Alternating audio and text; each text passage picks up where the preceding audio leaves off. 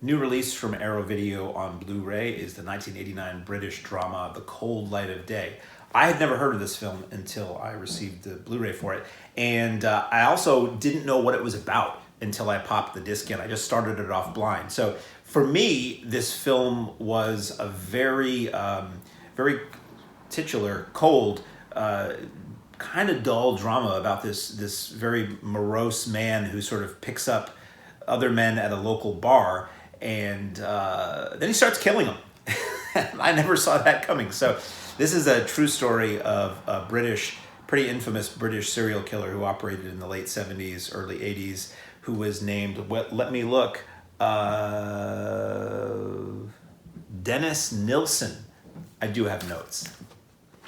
Dennis Nilsen, who murdered, I think, 13 men in the late 70s up into when he was caught in around 1983. So this is a pretty matter-of-fact telling of that tale. It says it is not necessarily an accurate portrayal of events. It even says that right at the beginning of the film.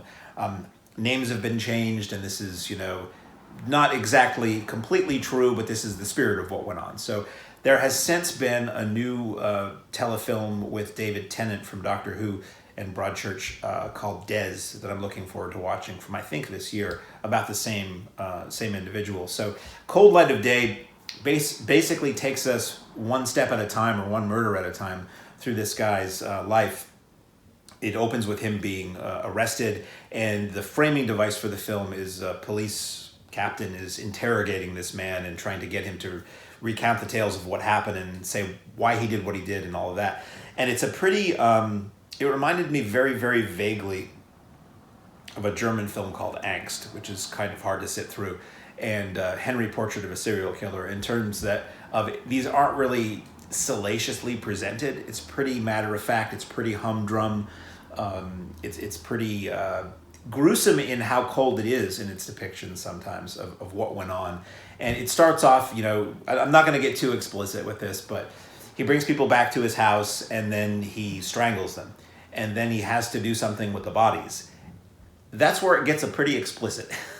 At first I thought this was just going to be sort of a British kitchen sink drama, and then it was a bloody kitchen sink drama, which I didn't really expect. And it got fairly gruesome in some of its details here and there. So I can't say I really thought a lot of it. I felt like it was effective once it got going, about just how gruesome and disturbed this guy was and how matter-of-fact it was. And he's living in this, apartment building, and he's still dealing with his neighbors as he's disposing of body parts and as he's trying to hide what's in his flat.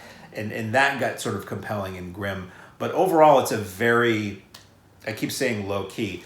It's not shot terribly dynamically. The performances are very sort of bland. The audio recording is what some would say occasionally typical muddy British audio.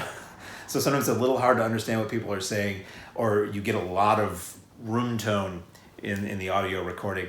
And so it kind of played almost like a high-end student film at times.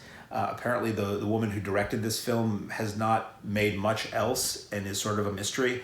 I listened to the audio commentary. There's a commentary by two sort of British cinema / true crime experts, where they talk about the actual facts in the case and how this film fits in the annals of British true crime cinema and things like that. And that was interesting. That was arguably more interesting than the film's depiction of events was for me.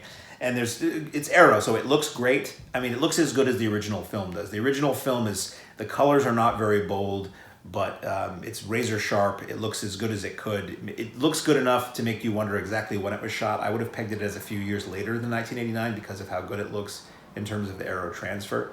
And there are a good handful of extras that give you context more about the filmmaker and the production of the film than it does the serial killer in question.